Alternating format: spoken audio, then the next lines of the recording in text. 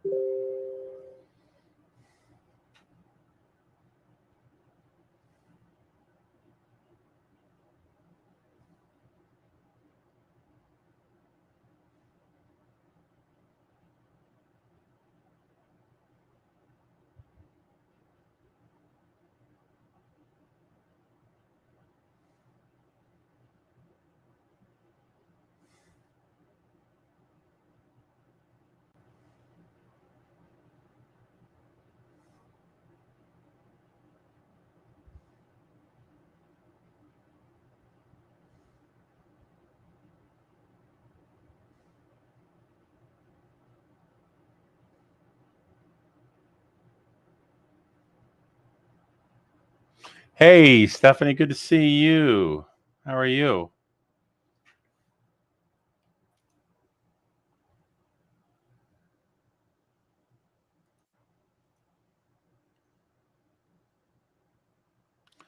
How you doing over there? Still living out of a suitcase.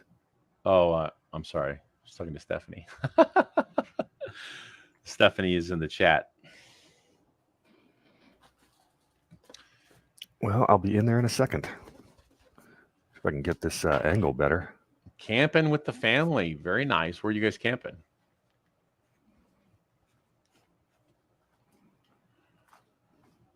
How do you like the group, by the way?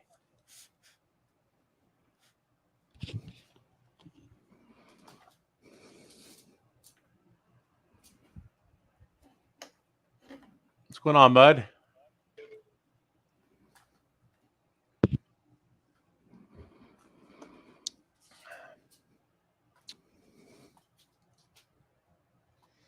And Gaylord. Did you see there was a story that came out today in Natural News? Not that I take it with a grain of salt, but I was getting ready to share this article.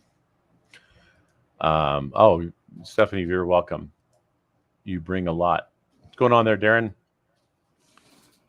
China bank collapse underway. Saudi Arabia distances from the petrodollar to join BRICS monetary order. Yeah, I saw that. 1 out of 2. There is not yet a BRICS monetary order. There is discussion of such. But the China bank thing we've been waiting for quite some time. It's what happens when you let government try to inefficiently invest resources. They'll never get it right. So they built all these apartments and luxury condos and had nobody to buy them. So they're sitting empty, and all of a sudden the bank realizes, oh, we don't have the income to match our liabilities. And what happens next? They've got to nationalize another bank, just like they did with all the municipalities a decade ago. That's why China's got an imploding debt problem.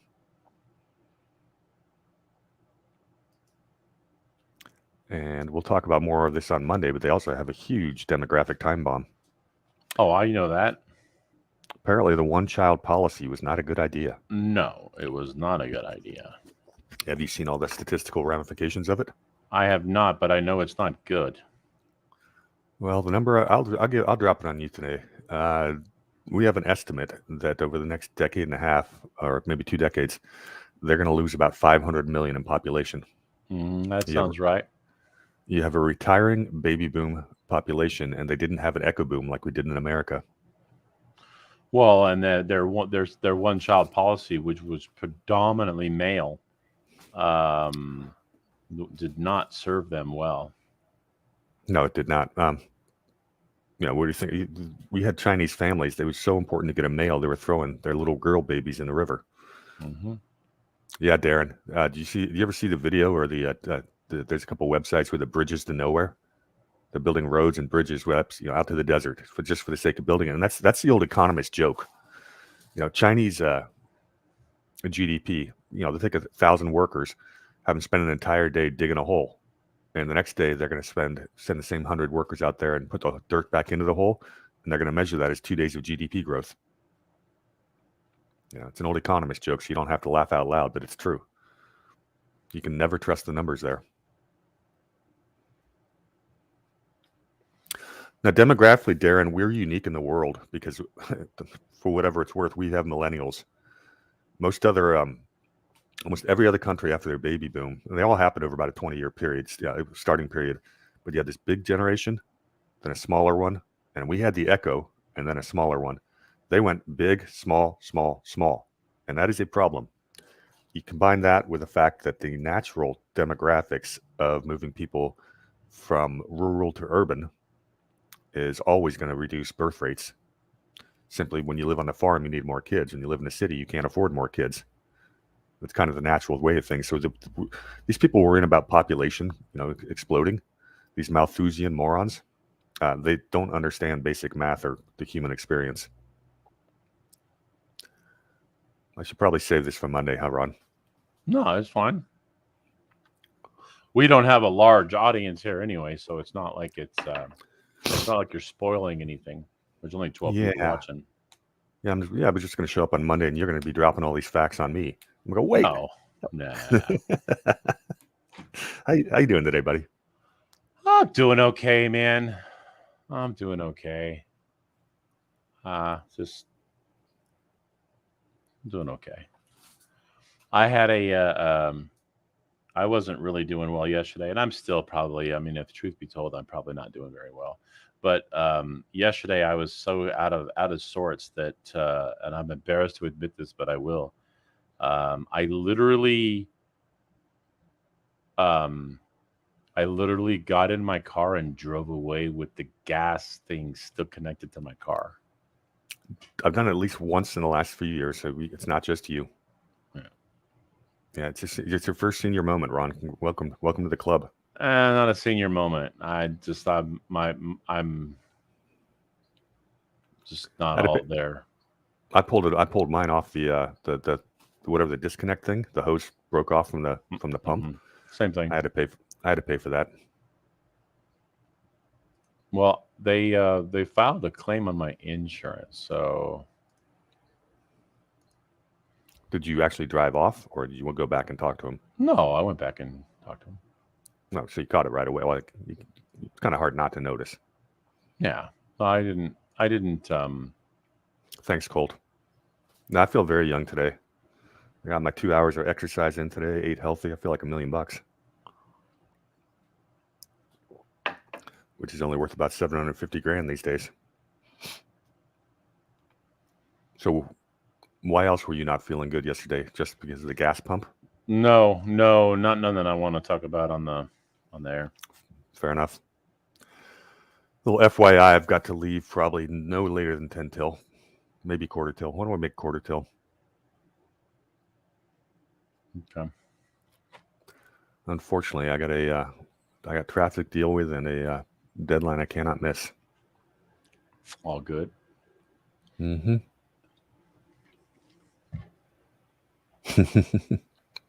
What's that? Colt, he's there if you need a friend. Thank you, Colt. Give him a cyber hug, Colt. I appreciate it. Well, Colt is here in SoCal with us. Yeah, I think I remembered that. I just don't remember exactly what town. He's up by Magic Mountain.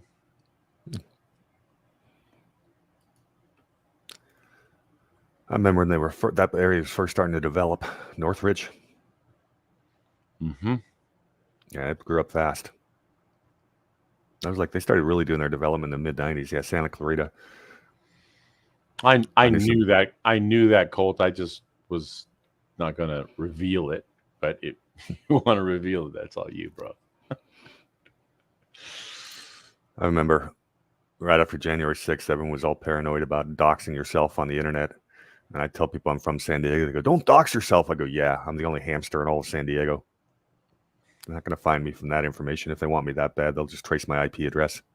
Mm-hmm.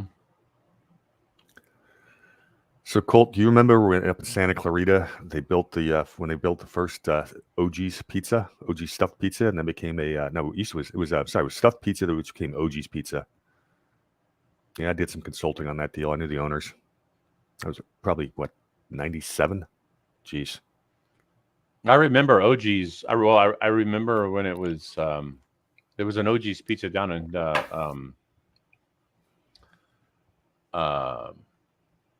I think it was San Clemente, right off of Camino de Estrella. Well, Colt, the OGs has to still be there. They do pretty well. Which one are you talking about? Camino Estrella? What town? Camino de Estrella in San Clemente. Oh, yep, I've been to that one too. I used to work right there. There's an office building right across the street from the I think it was a Ralph's. Is it a Ralph's grocery store right there? Or no, maybe it was Stater Brothers. No, I think there's two stores. I think there was a Stater Brothers right up there by where OG's was, and then down the street a little bit further there was a Ralph's. So, or whatever. It was a shopping center, and I was right across the street from on Camino de Estrella. Whatever, don't matter. But the two brothers that own the franchise, they became good friends of mine once upon a time. A couple New Yorkers. January 6th committee accidentally presents evidence that there was a second stage at the Supreme Court that Trump wanted people to march to. The Supreme Court is directly behind the U.S. Capitol from. Huh. The ellipse, this revelation debunks the entire insurrection narrative. Huh. How about a link? I've heard of this one. Do you have a link, Cowboy? I've heard about that earlier today or earlier this week. Of course, we can debunk the January 6th in about 2 minutes here if we want.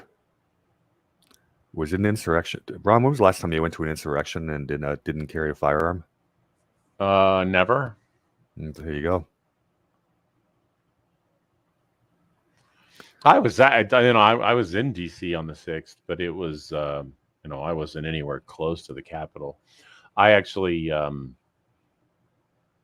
went to I was at the Ellipse, and then when that thing all shut down, I went back to my hotel because there was no stores open, there was no restaurants open, there was no bathrooms anywhere. So I went back to my hotel to hit the head and order some food for delivery.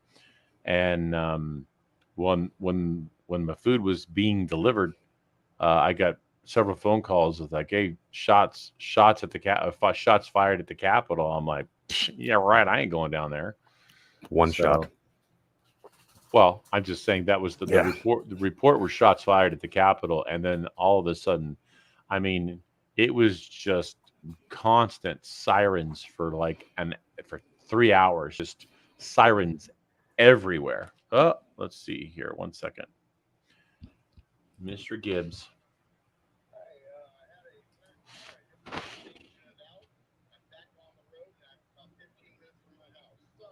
Okay, so you're going to be a little bit late.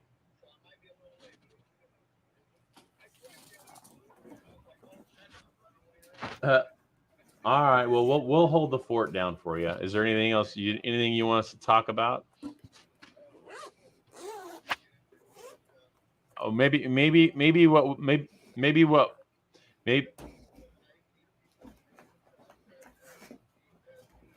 Uh-huh.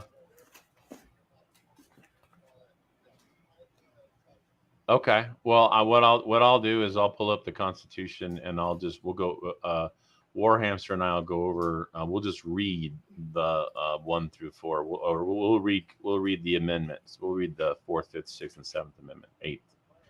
And that way, that we'll just. I have an idea, Ron. Why don't we play the first 5-10 minutes of Doug's YouTube video talking about YouTube when he got kicked off his other channels? All right. Well, I'll see you in a minute. Or we'll see when you get there. Okay, bye.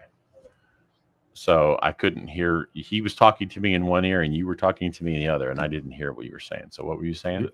All these years, you haven't learned how to multitask yet? Not like that. Neither I. Matter of fact, I can barely walk and chew gum. I was going to say we ought to play like the first 10 minutes of Doug's video he put out after his other channels got YouTube banned. I don't think he's going to be that late. He's probably only going to be about 5 minutes late, but he had a flat tire, and he had to change it. So he's just letting me know that he's on his way home now, and he's right about 15 minutes away from being home, and that's. So yeah, he might be about 5 minutes late, but I just was making the suggestion that maybe we could. We could do that, but hear me out. Go ahead. Hear me out here. Since you and I both know Doug pretty well, when he gets on, he's going to tell the story anyways. This is true. So if we start at like 5 till and start playing like the first 8 minutes of that video, it'll be finishing up right when he gets here. Okay, send me the link. I'll find it here in a second.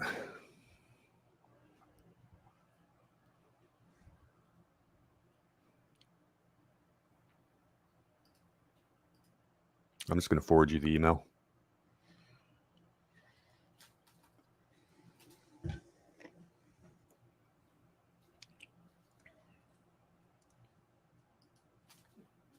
Here you go.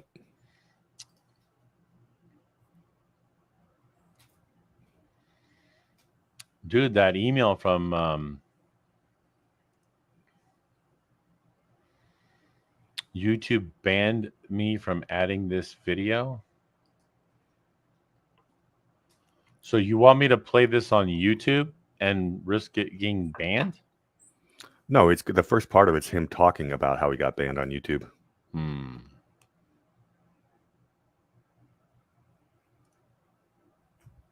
isn't it on YouTube already? No. No, it's on Rumble. Yeah, it's on Rumble, Brighteon, and BitChute. Yeah, I don't know. I just watched it the other day, and I'm pretty sure he didn't play the stuff that would have gotten kicked. No, because the stuff that got him kicked off was stuff he did like 6 months ago. I just know he's very passionate. He's very fired up about that this week. And if we want to get to the Constitution at all, it's either your plan or mine.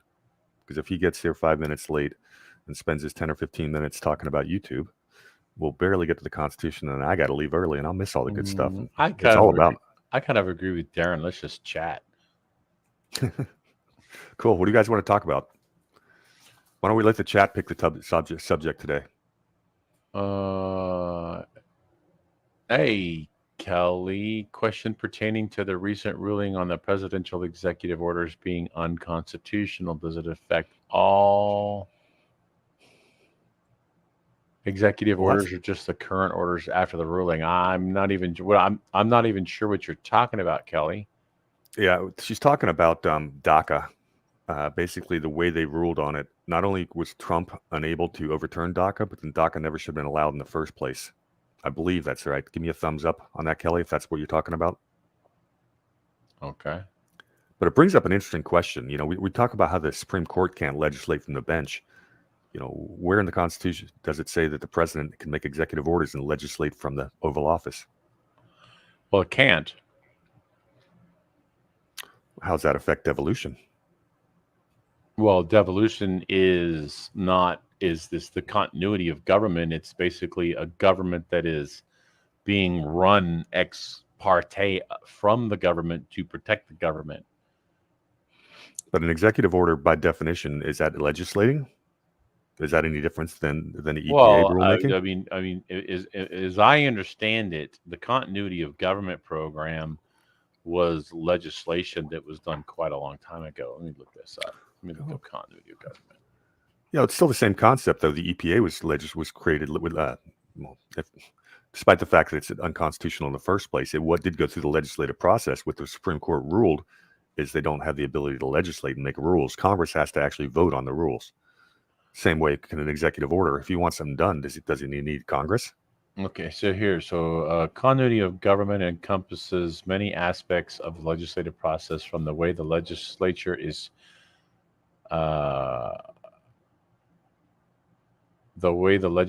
convened in an emergency, to lines of succession for public offices and the location where the sessions will be held.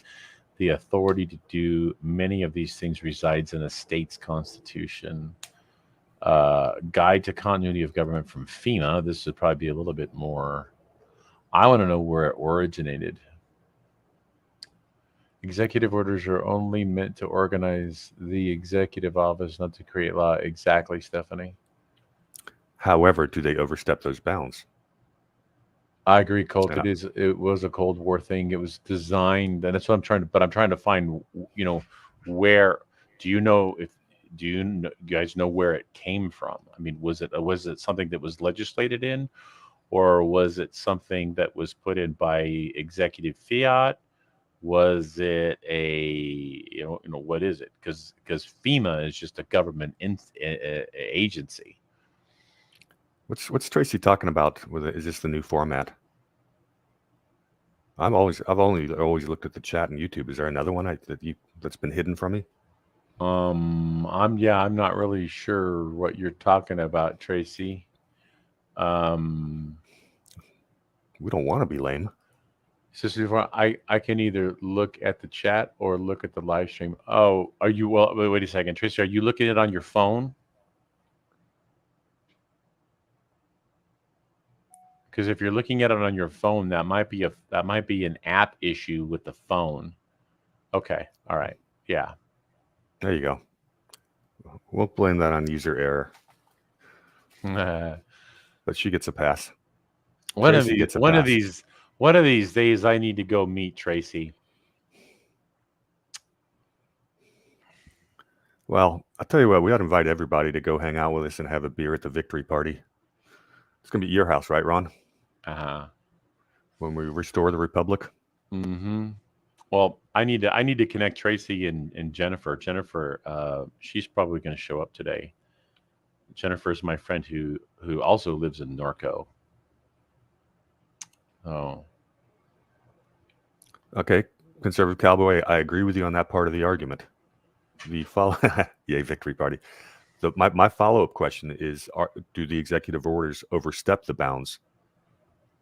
Do they occasionally legislate? And I would refer you to one Barack Hussein Obama, because I can probably, and I'll go look this up this week and have an answer for you next week. But I'm going to give you a bunch of examples of places that I think that they did overstep. Hello. Somebody will know what that means.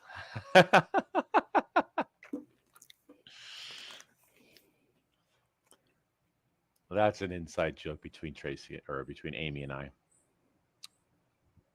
You're the only two people that can laugh at it then. Mm-hmm.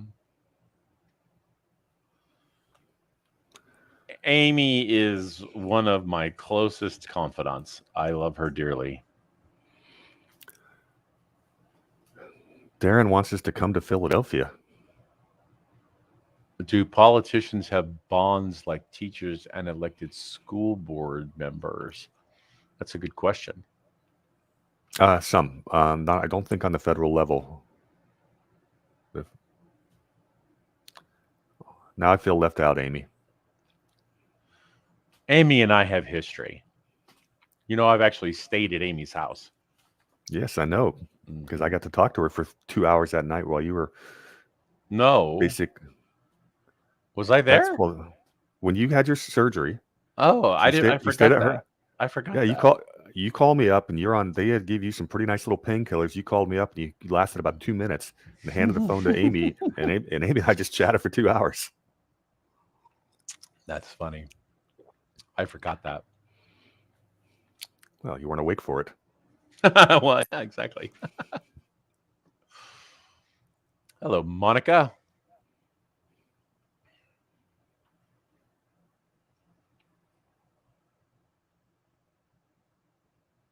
She remembers. Back in the glory days when I had free time. And I do miss those days somewhat.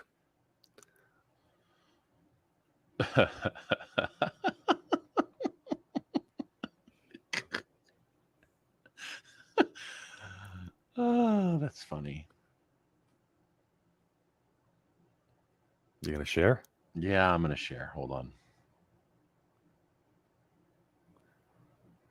Yeah, we the people. Doug's running a bit late. He will be able to confirm a date.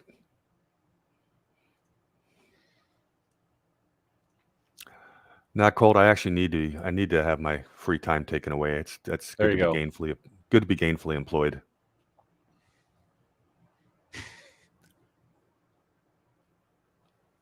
What is this? He's got all the cameras. Well, that's the $1 million question. Why is everything this guy get captured on film? He's like worse than a teenage girl with a selfie stick. I don't What the God? know. I never photograph myself when I'm doing crack naked in the shower. I just don't do that. Seriously. Well, the question out there, people say, is he trying to get caught? I don't know. Is he psychologically so resentful of his dad that he wants to take him down? Well, you know what? There's or is it or you know what is part of this stuff like? I mean, exactly? Is it psychologically? Is he trying to like get revenge for his dad for all that crap that? I tend to think. I actually have a little bit of compassion for Hunter Biden. Stop. No, hold on. Let me finish. Oh. I have a little bit of compassion for him for the way he was raised. I have no compassion for the things that he's doing as an adult, but I do have compassion for how he was raised because he certainly did not have a normal childhood. And that childhood, I'm sure, has a dramatic impact on who he is now. So the Apple. There's Jennifer. Sorry, Amy. He left more than one laptop. That's like the second or third one of his laptops he's left laying around. It's either 2 or 3. I forget which. Yeah, there's still no excuse for some of the stuff showing up in that film. That's just no. Yeah, again, I'm not excusing anything that he's done as an adult and as a person who knows what the hell he's doing. But as a child, I mean, I can't imagine the things that he had to endure as a child with his father as a senator and his mother dead, and all the crap that he probably had to go through and endure as a child. It's reprehensible to think about, and I'm sure that had a tremendous impact on him and who he is today. So again, not excusing the things that he's done as an adult. I'm just saying, having that lifestyle. I wish that on anybody.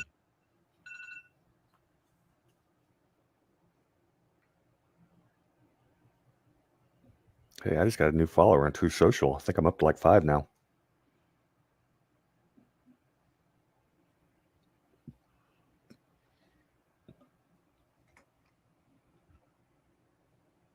Well, Joe Biden is a scumbag. I think that's the point. We are the people. That Joe Biden is a scumbag. Yeah, that part of it's not in debate. Question is, how did he get away with it for 46 years in the Senate? And I mean, there's a lot of people. There are some people out there who believe that Hunter Biden's mother's death, albeit by car accident, wasn't necessarily as much of an accident. Oh, did he know Jill? Did he know Jill already? Yeah. Unfortunately, I doubt we're ever going to get all the answers to all of those. Colt, I am _hamster on Truth Social. And look who's here, right on time. We already told the story. You don't have to tell it. I didn't want to tell the story. It sucks to do that in the heat. Ah, yes, it does. Was Lincoln's emancipation? You know what? That's a great question. Was the Emancipation Proclamation an executive order? Yes. Did it carry? With Doug, we're having a conversation whether. So it carries no force of law. Yeah, well, that's Well, the question. The question on the table is whether, just like the Supreme Court recently ruled that the EPA can't legislate. I would say if we start looking back on some of these executive orders, if they passed the legislation, and they sure seem to carry the power of it. Sure, well, absolutely. Well, Obama 45 times modified the Obamacare law with an executive order, usually just changing dates. Like a mandate was supposed to expire on a certain date, so he'd write an executive order to push back that date to a later date. Well, he modified the law. It's not constitutional. I remember that argument. It's a good thing the Republicans were there to stand up to him. Oops, no, they weren't. Yeah. Well, the problem with the Republicans is they'll argue with you, well, I know it's a big government, but don't worry, we'll run the big government in a conservative manner. Mm-hmm. What are As you if that's doing? not an oxymoron. What are you doing? I'm getting an offer. All right. Fasten your seatbelt. Doug, FYI, I do have to leave at 3:45 today. So that means we're probably going to have a visitor show up again. Oh, just right when I leave? Right. They're too cowardly to face the hamster. Well, he didn't come back last week. We're talking about Looney Tunes? Yep. He didn't come back last week. Correct, Colt.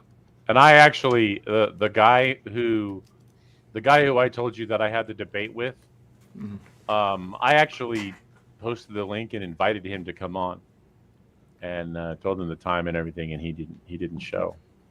So it's usually the case.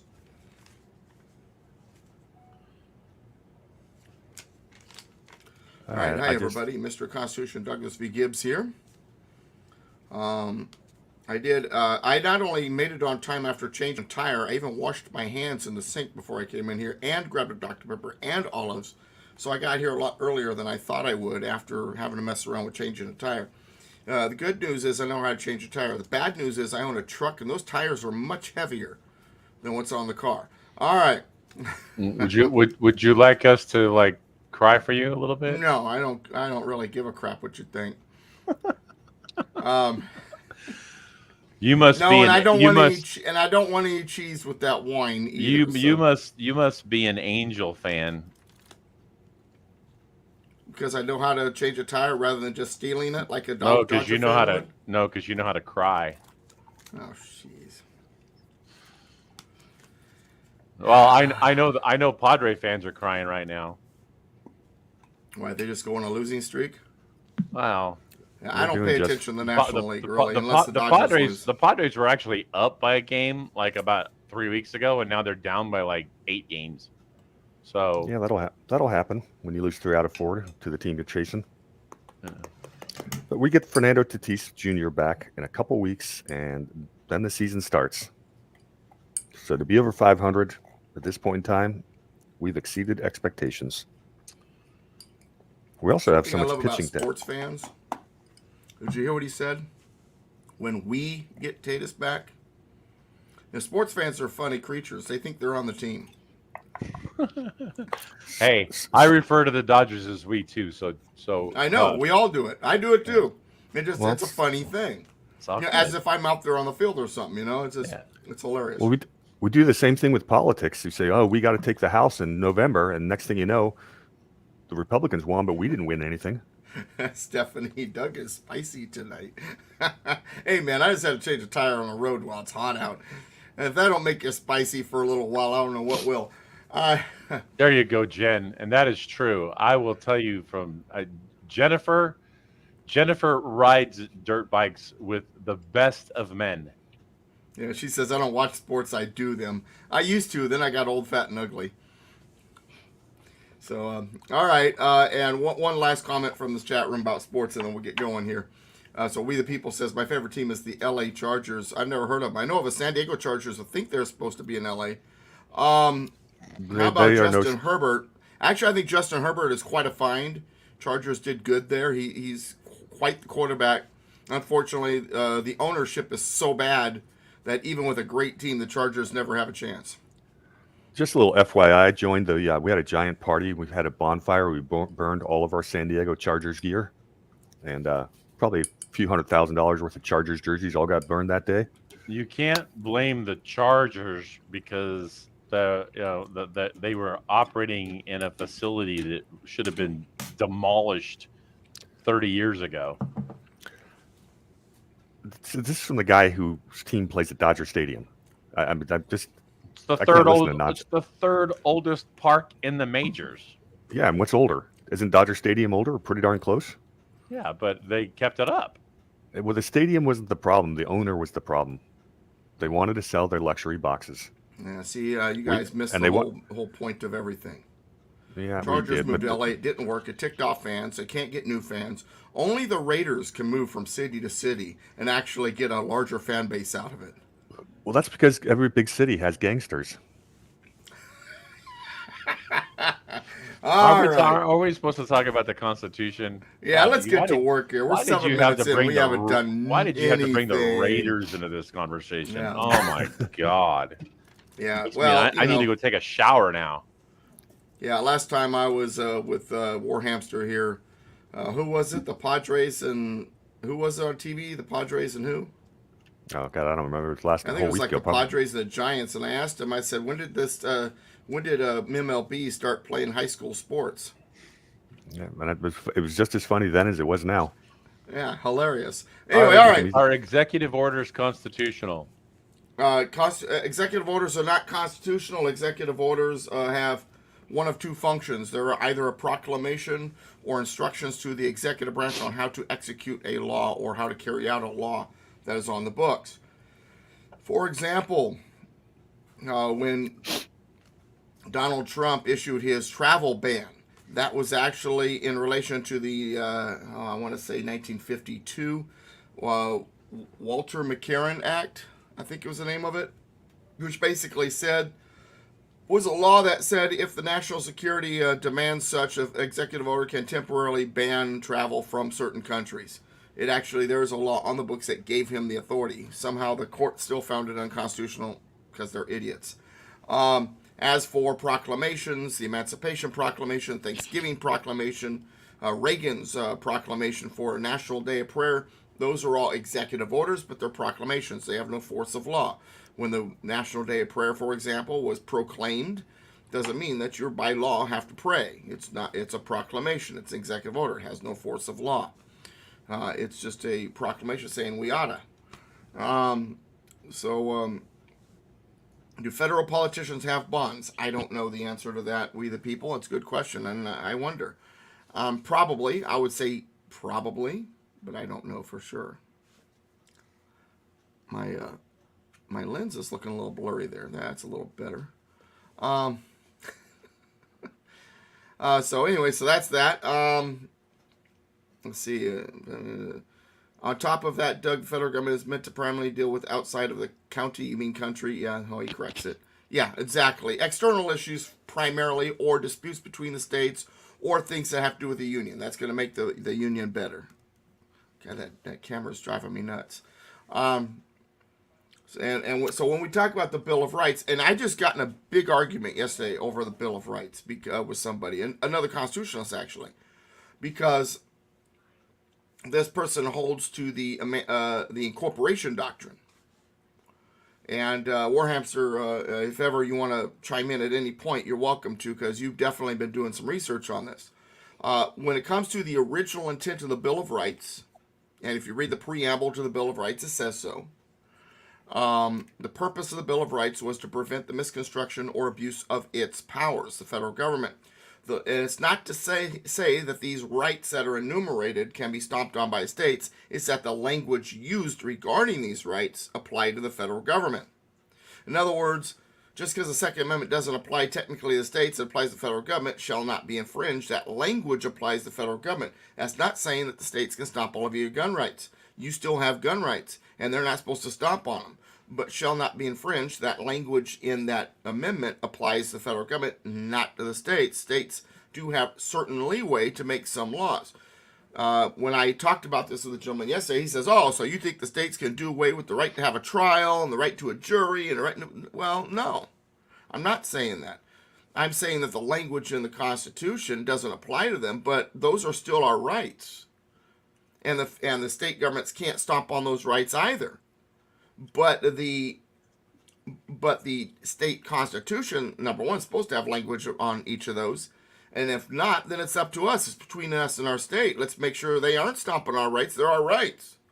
I don't call the President of the United States or my congressman if I'm worried about my truck getting stolen. It's my truck. I'm going to keep track of it. I'm going to do what I can. If there is a problem, I'm also not going to call my congressman. I'm going to call my local police. It's a local issue. It's none of their business. Does that make sense? So when it comes to our rights locally, it's between us and our local government. Federal government has no authority over those things because it's a local issue. It's none of their business. That's why words like shall not be infringed, Congress shall make no law, shall not be violated in the Fourth Amendment. That's why that language is there. Telling the federal government, none of your business. Don't get involved. This is between the people and their state. It's still our right. The state's not supposed to stomp on those rights, but it's the relationship between our rights and government and us and our government regarding those issues is different locally than it is at the federal level. Hopefully that helps you understand what I'm talking about. The practical side of that is we've, over the last century or two, have developed a habit of saying, oh, we don't like what's going on. We're just going to go run to the Supreme Court. Mm-hmm. And that's not the way it's supposed to work. The states are supposed to check the federal government, and we, the people, are supposed to check the states. If something's wrong with your state, get involved, get local, get involved locally. Because we haven't done that, our state governments have run amok. That's what happened to California. Everyone thinks, oh, we'll just go to the state Supreme Court. Well, that's not going to work any better than going to a federal court to stop the federal government. So really the message is if the Supreme Court gets back in its cage where it belongs, stays back in its lane, then the only way we're going to be able to curtail bad state law is to actually get involved. And it may not take, it may take a few election cycles to do it, but that's what it takes. And that's the way that's it. And the founding fathers knew we were going to have, they didn't know we were going to have 50 states, but a bunch of different states, all as a bunch of experimental labs of trying to see which government works best. And what will happen is states that make good law will grow and prosper, and states that make bad law will not. Right. That's the market correction. That's kind of the way it was supposed to be. But we lost our way because we always rely on daddy, which is the federal government. Doug, there's a question by Darren, and I want to by Darren. I was going to address it. By Darren, I want to see if I can. I'm going to see if I can answer this, and you tell me if you correct me. So do the states have to adhere to the Constitution to join the Union? Only from the standpoint that the Constitution gives the Constitution ensures that every state that comes into the Union has a Republican form of government. Mm-hmm. But other than that, the states get to dictate their own Constitution. You're right, sort of. But he's not going to understand that. Let's back up. All right, technically, Darren, you are right. The states have to adhere to the Constitution to join the Union. But people think that adherence to the Constitution then means shall not be infringed, Second Amendment, because it says so. It wasn't written to the states. It was written to the federal government. So they don't have to adhere to that language because it wasn't to them. They're still adhering to the Constitution, but they're going to adhere to the Constitution on the parts that applies to the states. Does that make sense? So now, that said, whether or not your rights are listed in the Constitution has nothing to do with whether or not government has the right to stomp all of your rights. They don't. They're your rights. Whether they're on paper or not, they're your rights. They don't have the authority to stomp on your rights. Who's to stop them? We're supposed to stop them locally. The federal government is not supposed to be the police of the states regarding our rights. Now, the gentleman I was arguing with yesterday regarding the incorporation of the Bill of Rights of the States says otherwise. Belief in the incorporation means that in the 14th Amendment, privileges, immunities, life, liberty, and property are all mentioned in those opening clauses of the 14th Amendment, telling the states that they can't make laws that interfere with those things. The purpose of that was to make sure that the emancipated slaves were not treated in a manner that was outside of equal treatment under the law. That clause does not allow the federal government to police the states, as it's being argued. The reason why it's being argued that it does is because of the 5th section of the 14th Amendment, which says that Congress shall have the authority to enforce the articles of this amendment by legislation. I got to jump in on this one. Okay. Since I've been reading about the 14th Amendment stuff all week long, and I was kind of waiting. I was going to wait till Thursday, but since you brought it up, I'm making the argument that the original intent of the 14th was basically to ensure that all people could enter into contracts. And I get that from the writing of the people who wrote it. Okay. Do I have that correct? I'm saying it has been misinterpreted so many different ways and misused, and it's one of the worst amendments we have because of that. Right. Yeah, it's one of the worst amendments, not because of the way it's written, but because of the way it's been interpreted. Absolutely. But am I correct about if I fight? Well, let me put it this way: what do you think the original intent was, and why do you think that? The original intent was to ensure that all persons were treated equally under the law, and that they would be able to operate in the union equally as citizens, as Americans, regardless of their race, color, or previous condition of servitude. Entering into contracts is a part of that. It does get mentioned in the debates. I wouldn't say it's a primary reason, but it's definitely one of the reasons to ensure that the emancipated slaves also could enter into contracts and for those contracts to be treated no differently than any other contract. Well, the other interesting part about the part of the readings I was doing is, how we always run into this incorporation theory, right? Of and that's, I know you were touching on that earlier, but this is really the gist of the major conversation we've had ongoing. Is 14th Amendment people are assuming to say that the federal government did supersede the states, and they incorporated the states into the Constitution, and that incorporation doctrine was made up out of thin air. Well, there was debate over it because Bingham from Ohio, I want to say his first name was Chris or Sean, I can't remember which, but anyway, he was from Ohio, Bingham, congressman who wrote those clauses. And he's the one that did say he wanted to see an incorporation of the Bill of Rights of States because the Republican Party at the time believed that the federal government should use its national power to make sure those southern states stay under control and they don't misbehave again, which is a totally unconstitutional, against original intent concept.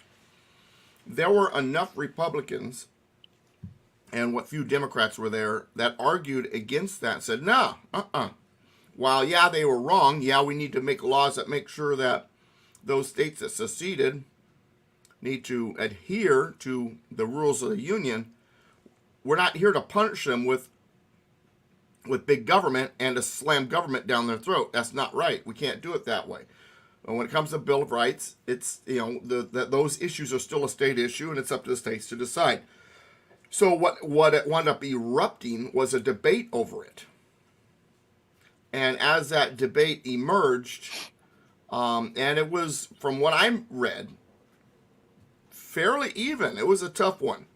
But they decided when they approved the 14th Amendment that the interpretation of the Incorporation Bill of Rights would not be attached to that amendment. One of the ways we know that to be true is, for the most part, you didn't see legislative application. Now, that said, you did see a sort of application by the federal government of doing something like that in the sense of the Freedmen's Bureau, which the Freedmen's Bureau was basically a group of federal agents that went down into the South to make sure they were behaving, kind of thing, to make sure that the newly freed slaves, emancipated slaves, were being treated properly and so forth. And so the federal government was sending its agents into the southern states to make sure they were in compliance. And there was a lot of controversy about that, whether or not the federal government even had that authority. It was a lot of arguments. But my point is, eventually, is legislatively, they never applied the incorporation doctrine. And to me, that's a sign that it didn't get approved to be a part of the Constitution in the sense of a legislative action. Who did begin to act upon it right around the 1880s about 20 years later were the courts. The courts began to apply. Is that Plessy Ferguson? That's one of them. The slaughterhouse cases also could be in there. And as recent as McDonald v. Chicago and that recent New York case are a great example of the Second Amendment being applied to the states. And it was not intended. It's not the way it's supposed to be. Well, it's that misinterpretation of incorporation obviously led to the 1871 theory that we keep hearing so much about. But I've been reading more about people. People are misconstruing the word incorporation in quite a few ways. Yeah, well, that goes even deeper. Thanks to We the People, who's in our chat room, I did a little more. I already have done a lot of research on this, but I decided to reread the Organic Act of 1801, which is also used as evidence behind the corporation theory. And We the People and I have had a couple of conversations about this through email. And in fact, We the People and I have agreed that on the 29th, I am going to be a part of a debate over this. So We the People, thank you very much for, that invitation. And we haven't gotten it completely set up. But anyway, so We the People ask in the chat room, and this is kind of what's leading us to this, what are your thoughts about nationalists? And what he means is national sovereigns or sovereign nationals, should I say? They think the corporate went bankrupt. But the funny thing is they use international banks instead of using to store their money. I think you meant local banks, and yet there's hate. Here's the thing. If your system is based on the Federal Reserve who creates money, how can you go bankrupt? The Federal Reserve can't go bankrupt. Now, they can kind of if their liabilities exceed their assets, but really technically they can't. I mean, they're the ones that's creating the money, right? And they create money for four reasons. When they lend it, it becomes money. When they create dividends, it creates money. When they purchase their own assets, or when they take care of other expenditures like paying their employees or whatever. Money is created in each of those situations. So if you can create money, how can you go bankrupt? So they're not bankrupt, and they can't go bankrupt. Secondly, the sovereign nationals, I crack up, they call themselves nationalists or nationals. The word national or nationalism really comes from a system or a nation that has an all-encompassing government. So really, they're calling themselves the opposite of what they're claiming to be. Thirdly, the argument is we are a corporation, and therefore that's part of the problem. Whether we're a corporation or not, first of all, the answer is get back to the Constitution, original intent. Regardless. Whether we're a corporation or not, it doesn't change anything. But let's talk about the corporation. They use the two primary pieces of evidence is the Organic Act of 1801, the Organic Act of 1871. The Organic Act, and I've mentioned this in here before, and someone in the chat room I remember long ago says, "Oh, is he saying the Organic Act didn't exist?" I didn't say that. I said it's being construed to be something it's not. The Organic Act in 1801, in the final sentence, it talks about the two corporations of Washington and what's the other one? Can't remember the other one. But what it is in the Organic Act of 1801, they break up Washington, D.C. into two counties. And they become their own corporations. Not business corporations. Limited liability type corporations didn't exist yet. Doesn't mean that the term corporation was never used for big companies. The West Indies Company was called a corporation. But if you look it up in the 1828 Webster's Dictionary, the very first definition says a political body. It is a political body that is able to take care of its own business, its own elections or whatever. And so what they did, the Adams administration... What was the term? Incorporation. Corporation. Or a corporation. All right, so what the Adams administration did is they broke Washington, D.C. up to 2 counties, and as corporate entities, in other words, incorporated counties, they needed their own legal system, which means they needed more judges. Midnight judges, remember Adams administration throwing in all those judges as they can so that the Federalist Party could find a stronghold in the court system. And what they did also is they, with the Judicial Act of 1801, is they doubled the size of circuit courts from 3 to 6. What they were doing is they were trying to increase the number of judges so that the Federalist judges could dominate the judicial system. In Washington, D.C., when they created those counties, they created, I can't remember how many it was like a large number of new judicial seats. One of those seats is the one that Marbury was supposed to get, William Marbury. And they had created so many that by the time they got everybody confirmed and all that, the commissions were going out during the last 2 weeks of John Adams' presidency. And with 2 weeks to go, and you've got dozens of commissions, some of them are not going to get delivered. And that's where Marbury versus Madison comes in. You know the story. I'm not going to go over it now. But because we went into it just a couple weeks, while back on Article 3. But basically, Marbury didn't get his commission. He sued James Madison, the Secretary of State under President Jefferson, who said, don't deliver those commissions that the Secretary of State under Adams didn't deliver. Don't deliver them. Marbury won the case, but as the Chief Justice John Marshall told him, you won the case, but the executive arm, or the enforcement arm of the federal government is the executive branch, and they're the ones that said you don't get your commission, so good luck. So that Organic Act was a part of that whole story of creating more judicial seats. The fact that the word corporation is used in the final sentence is simply a description of the 2 new counties that were created in Washington, D.C. of body politics, political bodies, not a business corporation. Then the word corporation is used again in the Act of 1871, in which it calls Washington, D.C. a municipal corporation. Once again, the same definition is being used. It's a political body, incorporated city. That's that's a municipal corporation. You've heard of that, right? An unincorporated area, incorporated city. You've heard of that, right? That's where it comes from. The word corporation, like many words in the English language, doesn't have just one meaning, in other words. Just because it says corporate or corporation doesn't mean it means what you think it means.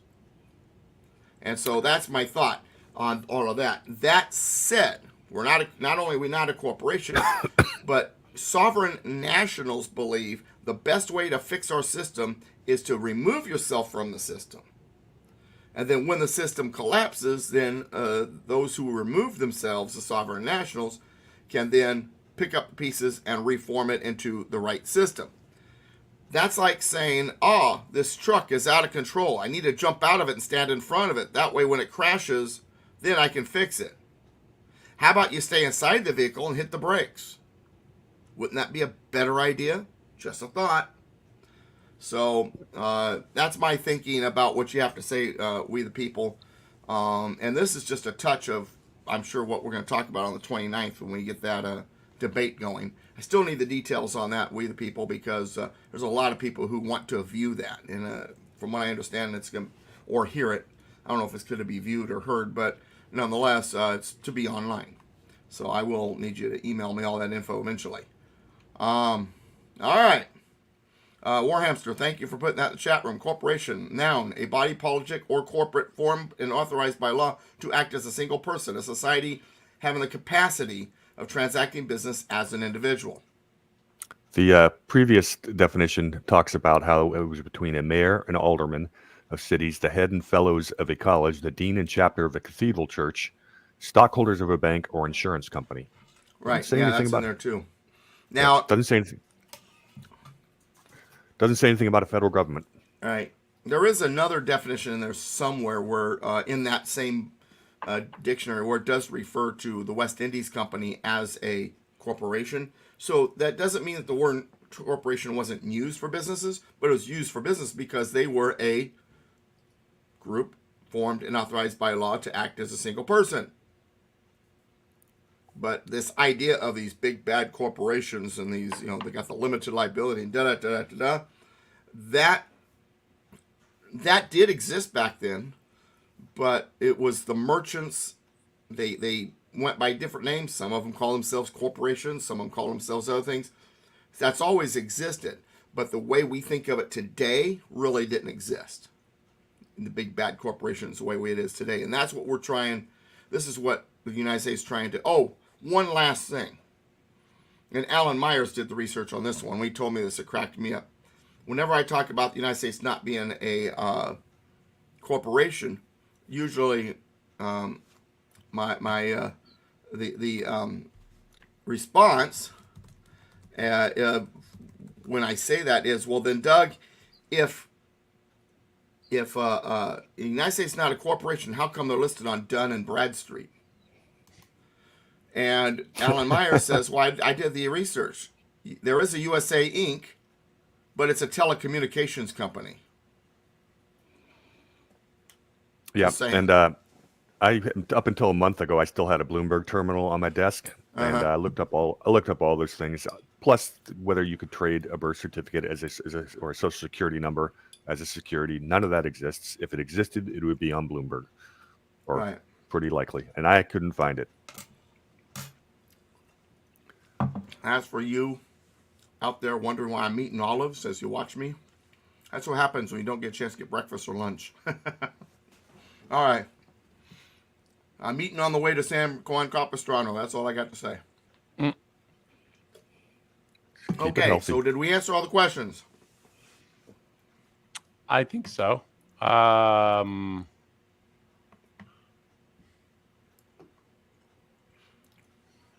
God, we had a lot of stuff in the chat today. Do the states have to adhere to the Constitution to join the union? We did that. Central banks, why not use the state credit unions instead? I answered that one in the chat. Okay. And to reiterate, Congress has a sole authority to mint coin, which we've taken to mean create money. They probably illegally gave away that because it was that power is vested in them, but a state cannot create money. That's where your problem. Actually, what I'd like to discuss for a second is KrisAnne Hall's non-compliant. So, hey, Ron, jump into that. Let me just finish my last sentence. Go ahead. On the point about the banks.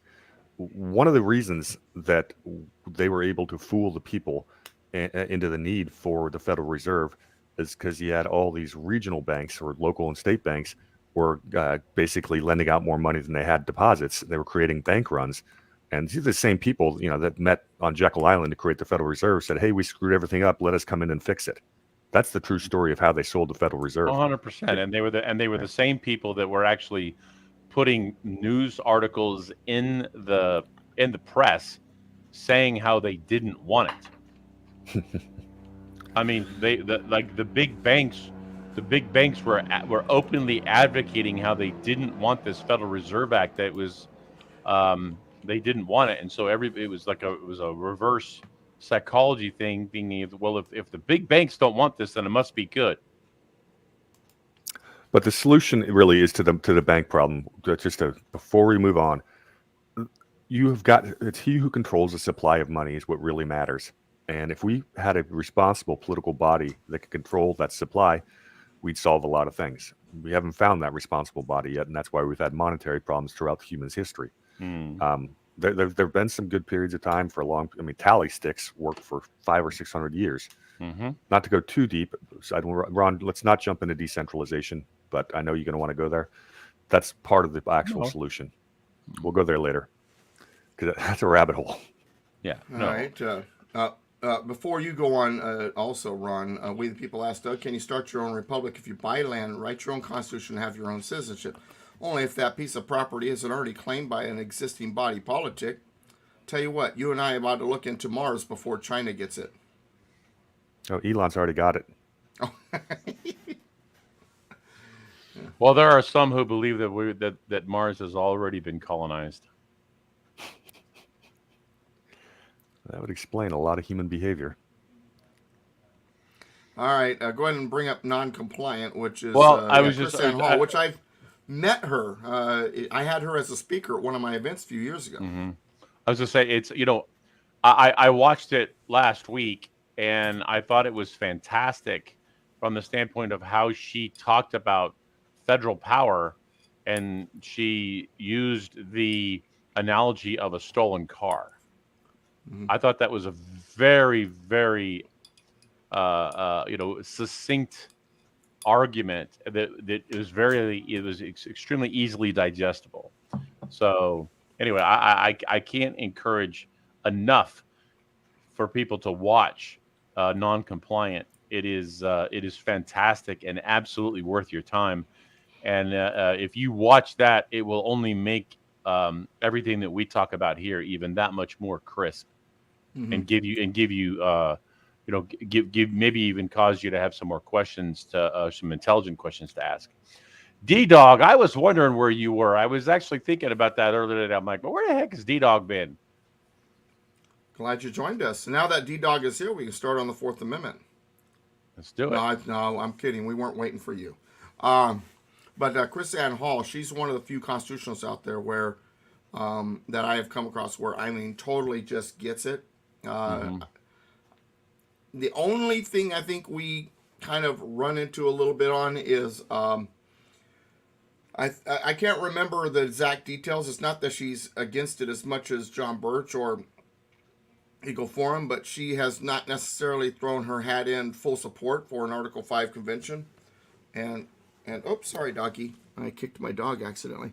But when I remember when she came out and spoke at my annual dinner there for the Constitution Association, and I had done a little thing on Commerce Clause, and when I walked back to the table, she says, "Oh man, I thought I was the only person talking about the Commerce Clause that way." So that made me feel pretty darn awesome. I have a question. Yeah. How can one call themselves a constitutionalist when they completely ignore one of the 7 articles? Say, I like 6 of the 7, so I'll just skip the 5th. You can't do that. The whole document or not. Yeah, it's not a fractional. Point. Yeah, there are no half measures. Yeah, that is an excellent observation. I'll go with that. I've got a friend of mine, Steve Jackson, who lives in the LA area, and he's totally against Article 5 convention, 100%. He nails it on everything else about the Constitution, and then Article 5 just totally. But anyway, thank you, we the people. Anyway, let's get into let's start with the Fourth Amendment. Yeah, so Amendment 4 is the first of the legal amendments. Amendments 1, 2, 3, those are your personal rights that are enumerated there. 4, 5, 6, 7, and 8, those are our legal rights. 9 is all other rights, and then 10 gets into states' rights. People call it states' rights, and that term is fine. But if you really want to break it down, it's not states' rights, it's people's rights through their states. Technically, the states are not a person who has received God-given rights like you and I are, right? You and I have received God-given rights, but through our states, we do have God-given rights, such as to live in a Republican form of government. We do so through our states. And because we are our states, or part of our states, we make up our states, through our states, we have certain rights as a state. But states' rights is fine if you understand all that. I don't care if you use that terminology, but some people get confused. Oh gosh, a state, how can a state have God-given rights if it was never born? Like, all right, well, it's an entity that exists because of people. It's our rights through our state. But anyway, so Fourth Amendment, a legal amendment. And notice the very first words. It doesn't mess around. The right of the people. No confusion there. The right of the people to be secure. Now, the word secure, once again, is not to be protected per se, but to have all of your things in your possession and not to lose it. Remember, we've talked about the word secure before. To be secure in their persons, houses, papers, and effects against unreasonable searches and seizures shall not be violated. What is unreasonable? When you have When you have sacred honor, you know what unreasonable is. A lot of people believe that the Constitution is written in very general terms, and that's one of the places where it's too general. Well, how do we get specific on that? I don't want this thing to be the length of Obamacare. Reasonable versus unreasonable. We know what unreasonable is. These truths are self-evident, as it says in the Declaration, right? But here's the thing. Persons, houses, papers, and effects. We know what persons are. It's us. Houses, where we live, our homes, should be immune to unreasonable searches and seizures. Our papers, your records, your letters. How about your email? Even though it's not technically papers, that would be included in that, right? How about your social media posts that are in a private group? How about what's on your phone? Does that all get included in papers? Well, if not, then we'll use the next one, and effects. Persons, houses, papers, and effects. What are effects? Pretty much everything else. If it's not a person, house, or paper, it's an effect. All of these things are supposed to be immune to unreasonable searches at the federal level. Oh, well, Doug, you're saying the state can stomp all over that, right? No, not necessarily. Guess what? The states have language almost identical to this in the state constitutions. But this was, remember, written to the federal government. The states, knowing that it was written to the federal government, also put language like this in their state constitutions. All of the state constitutions have language against an unreasonable search and seizure. Yes, even California. Now, what does that mean? That means that in order to be searched, it has to be reasonable. What's the difference between unreasonable and reasonable? It gives you a clue in the next part here. And no warrants shall issue upon probable cause. It's unreasonable if there's no probable cause. If there's probable cause, it's reasonable. All right, so what does that mean? And Warhamster had to take off, so that's why you saw him suddenly vanish. Is he gone for good? Oh, it's gone. Okay. Yeah, I noticed. Here, I'll make us. Well, Ron's studying. See, he's trying to learn. Yeah, I am. So there needs to be probable cause. So what is probable cause? Well, probable cause is evidence that leads the officer or the party who's going to search to believe that you are harboring something, guilty of something of that nature because of the evidence they've seen. For example, if you're driving down the road and for no reason you get pulled over because you're harboring illegal aliens and you're the only one in your car, there's probably no probable cause. However, if there's voices coming from the trunk and they're in Spanish, there might be probable cause. So, of course, I'm using an extreme condition here, but you know what I mean. So probable cause is necessary, but probable cause is not enough to search and seize. There needs to be a warrant issued based on that probable cause. So the right of the people to be secure in their persons, houses, papers, and effects against unreasonable searches and seizures shall not be violated, and no warrants shall issue but upon probable cause, supported by oath or affirmation, and particularly describing the place to be searched and the persons or things to be seized. In other words, they can't do a general warrant. Well, what are you looking for? Stuff. Where's it at? Somewhere in the house. Don't work that way. The place to be searched and the persons or things to be seized must be available because probable cause opens you up to that. And yes, it's got to have your name on it. Reason for the search, all of that, yeah. No general warrant. What's the problem with a general warrant? Well, Doug, that's what the British was doing. Writs of assistance. In fact, writs of assistance were what really got the revolution launched. Prior to the generation that really got the revolution going in 17, oh goodness gracious me, I think it was 68, 66, 1760s.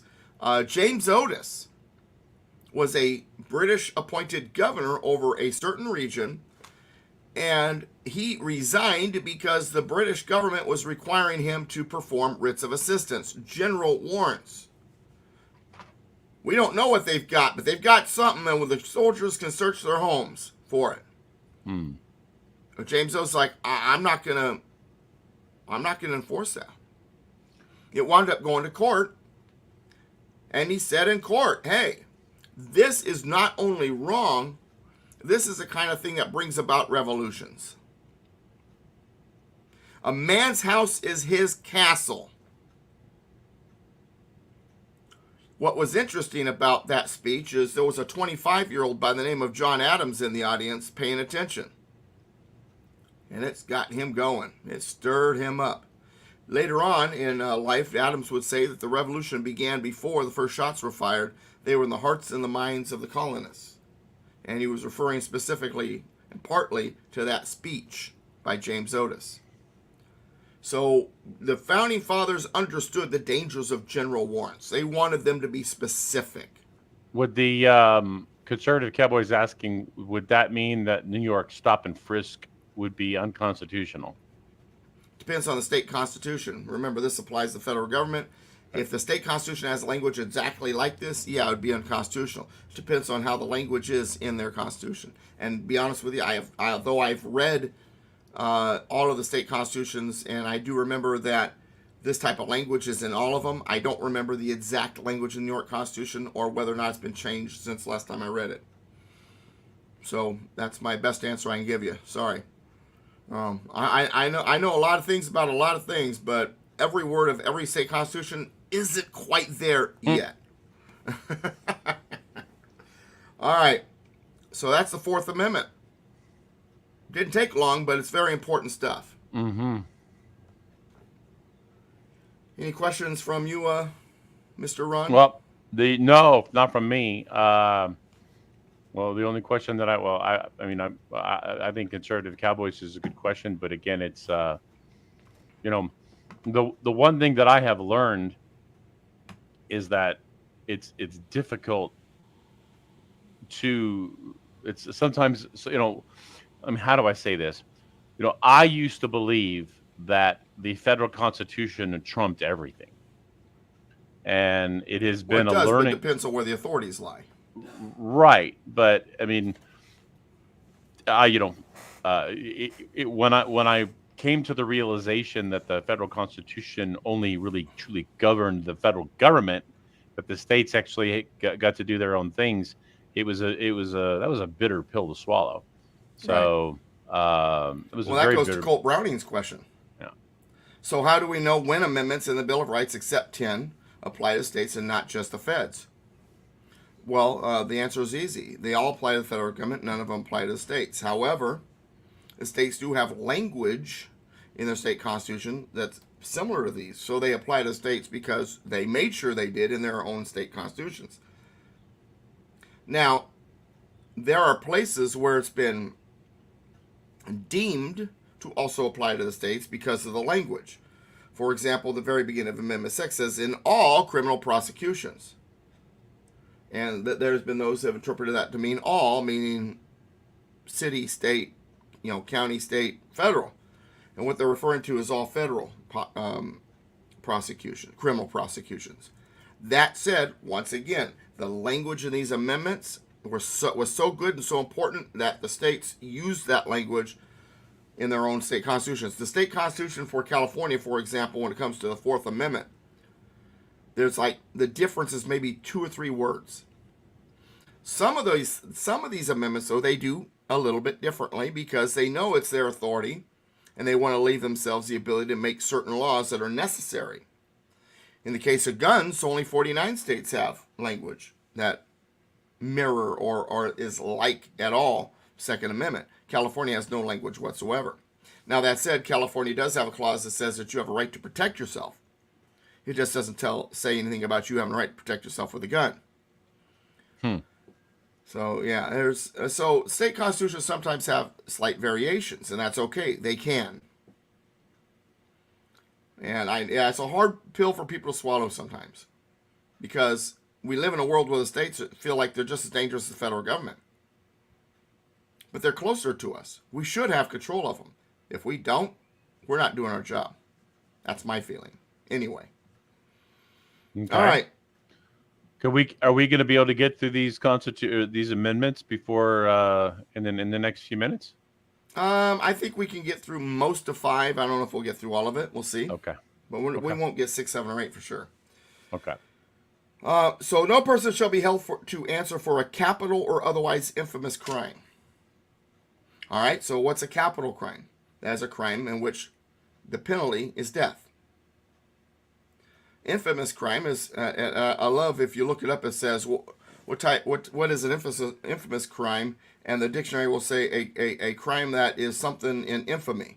And I'm like, yeah, infamy, right? That's like saying, what is a red wagon? A wagon that is red. You know, I mean, that's kind of what they did there. But what an infamous crime is, a crime that is basically, and I hate this definition too, because really all crime ties into this.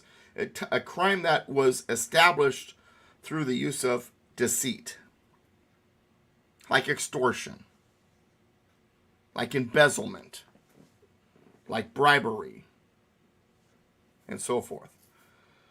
All right, unless on a presentment or indictment of a grand jury, except in cases arising in the land and naval forces. The land and naval forces are not subject to civilian courts or federal courts. They are subject to military courts. Military courts are a little bit different. Or in the militia when in actual service in time of war or public danger. Nor shall any person be subject for the same offense to be twice put in jeopardy of life or limb. Double jeopardy. Once again, this is applying to the federal government, but double jeopardy is mentioned, I believe, in every single state constitution. All the states went, that's good. We want it in ours too. Now, here's the reason why I love bringing this up. If, as some people argue, the Bill of Rights applied to the states, then why would the states put it in their state constitution? There wouldn't be a need to, would there not? Hey, it applies to us too, so we don't need to put it in there. Exactly. But they did put it in there because they knew it didn't apply to them. And they wanted to make sure they had something similar at the state level. Okay? Then, nor shall be compelled in any criminal case to be a witness against himself. In other words, you have the right to keep your mouth shut. Well, I think it says it a little differently in the Miranda rights. You have the right to remain silent, right? Didn't they just overturn Miranda or something along those lines? They didn't overturn it. They overturned that if you weren't read your Miranda rights, you still should know your rights, and so it still applies as if it was read to you. Is basically what they said. You should know them. Whether or not you got read your Miranda, it doesn't matter. You know that you have a right to keep your mouth shut. You have a right to attorney. You have a right to, have witnesses and all that stuff. Now, here's the thing about being a witness against yourself. Don't plead the fifth if you've already opened your mouth. It's too late. You plead the fifth before you open your mouth. And then you don't open your mouth. You say something like, I do want to cooperate, officer, but I want to cooperate with counsel speaking for me. Or you saying you don't want to cooperate. No, I'm going to cooperate with counsel. So I'm not going to say anything until I have counsel. That's the right way to respond. That's the right way to not become a criminal, not to be a witness against yourself. Nor be deprived of life, liberty, or property without due process of law. In other words, you are innocent till proven guilty, and your life, liberty, or property cannot be influenced, affected, or taken from you until you've gone through due process, which includes conviction. Otherwise, your life, liberty, and property is yours. They can't mess with it. Nor shall private property be taken for public use without just compensation. Eminent domain. What's just compensation? Now, when I ask a crowd or a class what is just compensation, 99% of the time the answer will be, fair market value. And the courts and some of these knuckleheads out there will tell you that's it. No, that's not what the founders meant. Just compensation is what you believe to be just. And if your property is priceless to you, guess what? They're going to build that highway around your property. You don't have to sell it. Now, they know this, and this is how they get around it. No problem, we'll blue line your property. What that means is they take a conservation border and put it over your property so that you cannot develop it. You cannot get a single permit approved. And the value plummets because you can do nothing to the property. Then they come in to save the day. Hey, before it's worth nothing, we'll pay you this for your property. And you're like, thank you. They still get your property after all, and they get it at a discount. But just compensation meant and supposed to mean what's just to the property owner. You ever seen those old movies where it's like in black and white and you see the farm in the middle of nowhere and the highway's coming up to it, stops, goes around it, and it keeps on going? Mm-hmm. Or the big city and it's got all these high rises, and then in between a couple high rises is this little house with a little white picket fence, a little old lady out there watering her front lawn. That's someone who just compensation wasn't just enough for her. So they built around her. All right. That's the Fifth Amendment. You want to try to go? Nope. You want to? No. Ain't going to happen. Not going to happen. Not enough time for the 6th, 7th, or 8th. Okay. Especially because we have to talk a lot about speedy trials, public trials, why they're important, and that alone should take 5 or 10 minutes. Okay. So, We the People has a few questions about something going on. I saw that the FBI picked question. Doug, isn't what the FBI doing to the people they arrested on the Trump supporters on January 6th unconstitutional? And how can we hold them accountable? Yeah, their habeas corpus in many cases have been suspended. They're being held without trial or without a speedy trial. Sixth Amendment applies there. There's all kinds of things that are going on that are unconstitutional when it comes to January 6th people. The list is long enough that it would take probably a whole show just to talk about it. But, yeah, you're right. Absolutely. Okay. I don't see...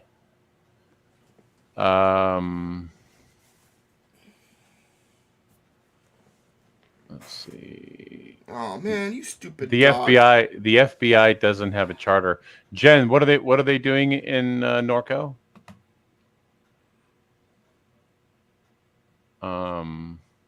The FBI. So D-Dog is saying that FBI doesn't have a charter.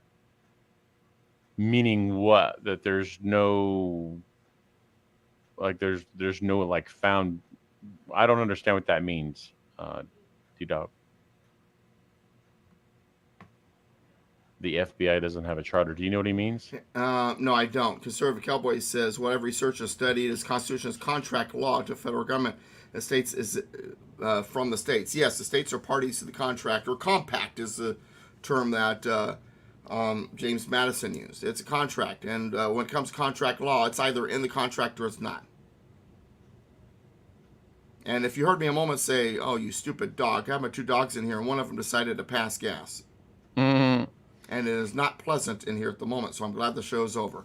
Because I'm opening the door, running out in the hallway, so I can take a breath. Jen said that what they're doing in Norco is they're building around houses that won't sell.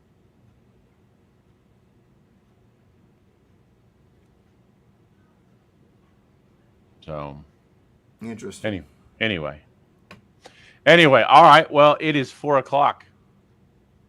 And thank you for being on time today. I was shocked because, like I said, I had to change a tire. Despite all your challenges. Yeah. Well, you know what the thought went through my head?